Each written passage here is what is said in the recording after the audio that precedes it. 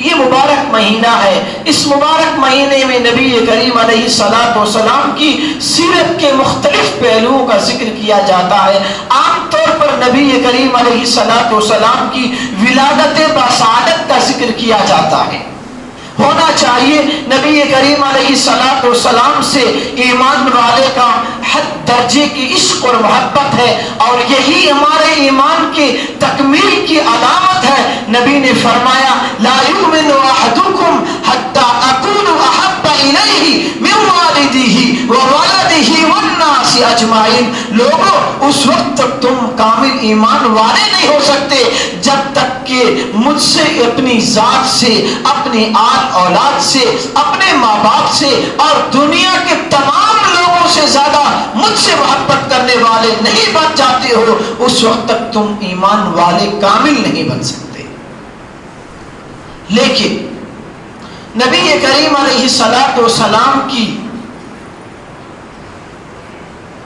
اس آمد کے مبارک موقع پر اللہ کے رسول علیہ الصلوۃ والسلام نے ہمیں اور آپ کو وہ شریعت عطا فرمائی، ہمیں اور آپ کو زندگی گزارنے کا وہ طریقہ عطا فرمایا۔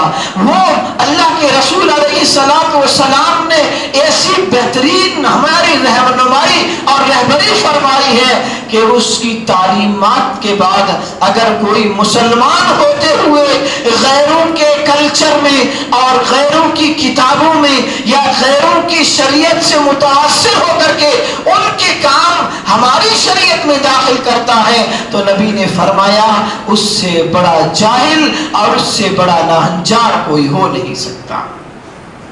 نبی کریم علیہ الصلوۃ والسلام نے ہمیں زندگی گزارنے کے طریقے بتلائے، ہمیں خوشی منانے کا طریقہ بتلایا، ہمیں غم منانے کا طریقہ بتلایا۔ نبی کریم علیہ الصلوۃ والسلام نے ہمیں موت ماں کے پیٹ سے لے کر کے قبر کے پیٹ تک زندگی کے سارے مسائل کس طریقے سے ہمیں زندگی گزارنی ہے، یہ نبی کریم علیہ الصلوۃ والسلام ہمیں بتلا کر کے گئے۔ اس لیے اللہ نے فرمایا لقد کان لکم فی رسول اللہ اسوۃ حسنہ، نبی کریم صلی اللہ علیہ وسلم کی زندگی تمہارے لیے نمونہ ہے، تمہارے لیے ایک آئیڈیل ہے، تمہارے لیے ایک آئینہ ہے۔ اگر تم زندگی میں کامیاب ہونا چاہتے ہو تو نبی کی سیرت کو اور نبی کی زندگی کو سامنے رکھ کر کے تم زندگی گزارو گے، اللہ تمہیں دنیا اور آخرت میں کامیاب کر دے گا۔ لیکن آج ہمارا بڑے دکھ اور افسوس کے ساتھ یہ بات کہنی پڑ رہی ہے کہ نبی کریم علیہ الصلوۃ والسلام کی جو ہے پیدائش کے نام پر اور نبی کریم علیہ الصلوۃ والسلام کے میلاد کے نام پر جن خرافات اور جن بدعات اور جن رسومات کا آج ہم شکار ہو رہے ہیں، یہ ہمارے لیے بڑی بد نصیبی کی بات ہے۔ آپ کہہ رہے ہوں گے کہ مول صاحب آپ تو جو ہے ہمیں عشق رسول سے روک رہے ہو۔ نبی کریم علیہ الصلوۃ والسلام سے عشق ہونا یقیناً یہ ایمان والے کے لیے فخر کی بات ہے، اور اگر عشق رسول ہمارے دلوں میں نہیں ہے تو ہم مومن ہی نہیں ہیں۔ لیکن عشق کرنے کا طریقہ کیا ہونا چاہیے؟ کہ ہم اپنی طرف سے عشق رسول کا الگ جو ہے طریقہ اپنائیں گے، یا ہم ابو بکر سے عشق رسول سیکھیں گے، عمر فاروق سے عشق سیکھیں گے، یا جو ہے عثمان ذو النورین اور علی مرتضیٰ اور عشرہ مبشرہ، اسی طریقے سے تقریباً 1.25 لاکھ سے زائد صحابہ کرام کی جماعت سے ہم اور آپ عشق رسول سیکھیں۔ نبی کریم صلی اللہ علیہ وسلم کی جو ہے میلاد کے نام پر جو خرافات ہم اور آپ کر رہے ہیں یا آج جو امت کر رہی ہے، ان خرافات کا اور ان بدعات اور رسومات کا نبی کے نہ میلاد سے تعلق ہے نہ نبی کی شریعت سے اس کا تعلق ہے۔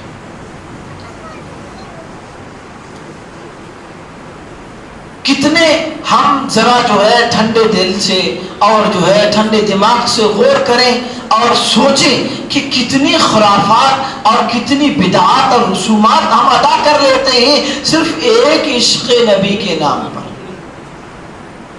یاد رکھیے نبی کریم صلی اللہ علیہ وسلم کی شریعت سے ہٹ کر کے اور آپ صلی اللہ علیہ وسلم کی شریعت سے ہٹ کر کے ہم اپنے عشق رسول کے کتنے لمبے چوڑے دعوے کر لیں، لیکن ہمارا عشق ناپا جائے گا، ہمارا عشق پرکھا جائے گا سیرت نبوی کے آئینے میں۔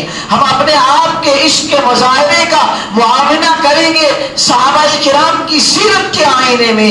اگر ہمارا طریقہ عشق رسول کے اظہار کا صحابہ کرام جیسا ہوگا تو ہمارے لیے قابل قبول ہوگا۔ اگر ہم اپنی طرف سے اس میں کچھ نیا داخل کریں گے تو عشق نبی کے نام پر ہم نبی اور اللہ کے رسول صلی اللہ علیہ وسلم کی سیرت اور صحابہ کرام کی سیرت اور آپ صلی اللہ علیہ وسلم کے لائے ہوئے مقدس دین کا مذاق اڑانے والے بنیں گے۔ جو طریقہ اپنایا جا رہا ہے، کیا صحابہ کرام کے سامنے نبی کریم صلی اللہ علیہ وسلم کی میلاد کا تذکرہ نہیں تھا؟ نبی کریم صلی اللہ علیہ وسلم کی خود حیات طیبہ میں کتنی مرتبہ جو ہے 12 ربیع الاول کا مہینہ اور یہ تاریخ آئی، صحابہ کرام کا دور، اور پھر اس سے سب سے جو مضبوط دور ہے نبی کریم صلی اللہ علیہ وسلم کے بعد خلافت راشدہ کا دور۔ خلفائے راشدین نے اپنی زندگی میں کبھی اس طریقے کا جو ہے عشق نبوی کا مظاہرہ کیا ہو؟ اسلام کی 600 صدیاں، اسلام کی کتنی 600 صدیاں اس رسم سے خالی ہے۔ کوئی ثابت نہیں کر سکتا کہ اس نبی کریم صلی اللہ علیہ وسلم کے بعد آپ کے اس دنیا میں پردہ فرمانے سے لے کر 600 سال تک جشن عید میلاد النبی منایا گیا۔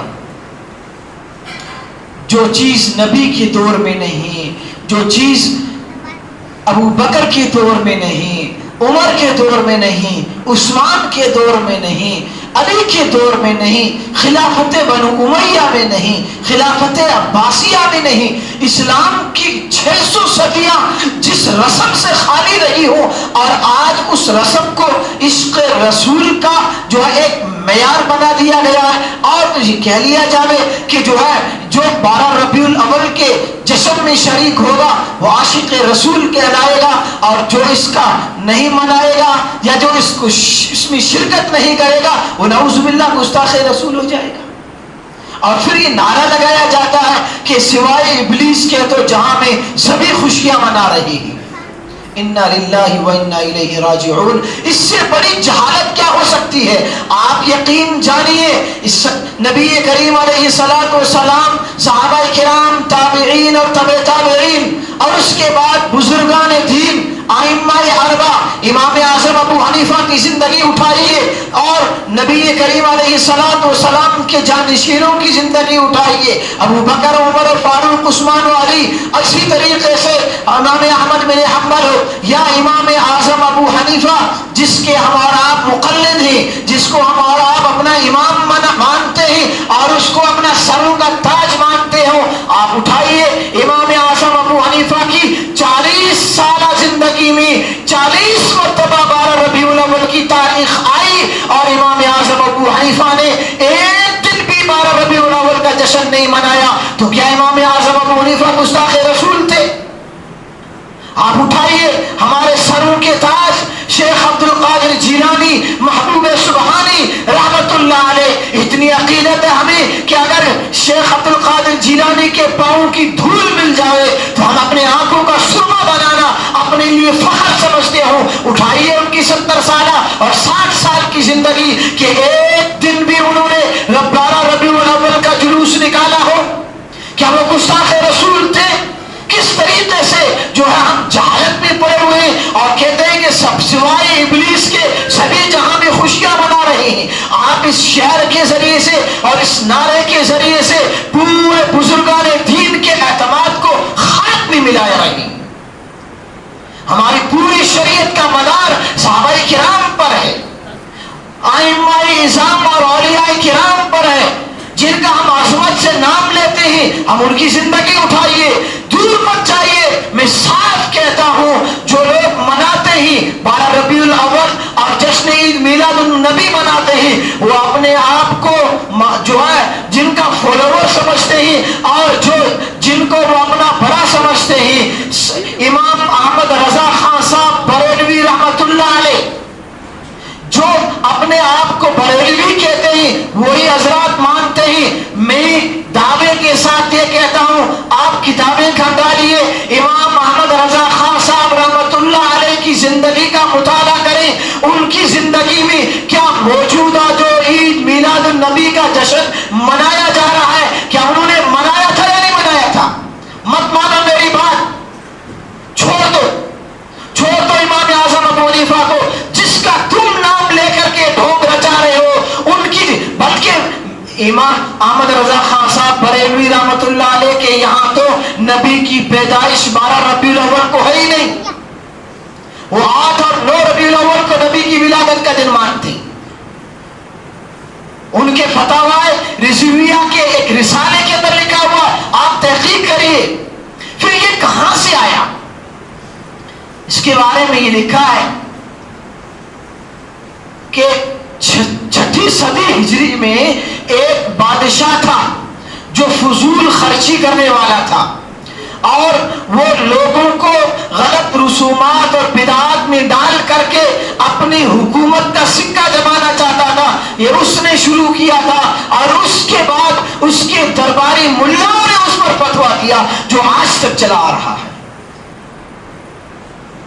ہم مانتے نہیں، اپنی زندگی میں کوئی تحقیق نہیں، شریعت کے معاملے میں ہمیں تحقیق کی کوئی ضرورت نہیں پیش آتی۔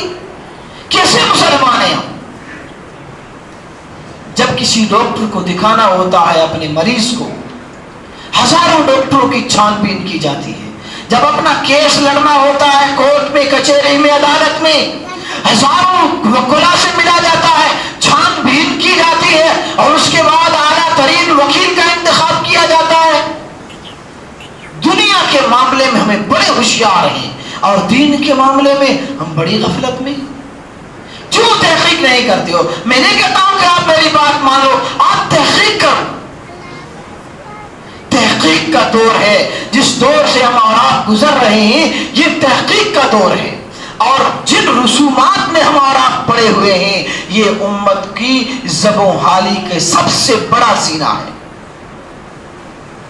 کتنی خرافات، ڈھول بجے جاتے ہیں، نبی کی میلاد کا جشن منایا جا رہا ہے اور اس میں ڈھول بجائے جا رہے ہیں۔ انا للہ و انا الیہ راجعون۔ نبی کریم صلی اللہ علیہ وسلم نے ارشاد فرمایا، اللہ نے مجھے اس دنیا میں بھیجا ہے، میری بعثت کے بہت سارے مقاصد ہیں، ان مقاصد میں سے نبی نے فرمایا ایک مقصد یہ ہے کہ میں اس دنیا میں ڈھول باجے کو اور باجے سارنگی کو اور اس کے آلات کو ختم کرنے کے لیے آیا۔ نبی اپنی آمد کے اہم مقاصد میں یہ مقصد بیان فرما رہے ہیں، اور ہم اور آپ عشق نبی کے نام پر اسی نبی کے جشن عید میلاد النبی میں ڈھول تاشے بجا رہے ہیں۔ اس سے بڑی جہالت بھی کوئی ہوگی؟ اس سے بڑا جو ہے اندھ بھکتی بھی کوئی ہوگی؟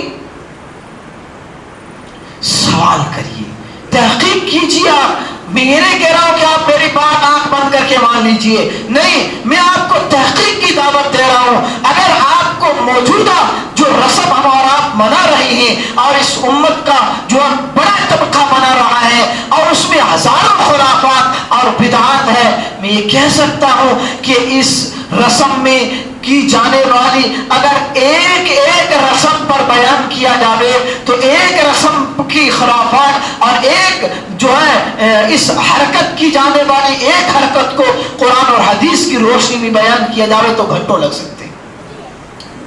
کتنے لوگوں کی تکالیف کا باعث بنتے ہیں، کتنے لوگوں کی جو ہے عبادات میں خلل ہوتا ہے، ان کے پرسنل لائف میں خلل ہوتا ہے۔ نبی کریم علیہ الصلوۃ والسلام کی زندگی تو وہ زندگی ہے کہ نبی نے کسی انسان کو تکلیف دینے کے لیے قرآن کریم کو بھی بلند آواز سے پڑھنے سے منع فرمایا۔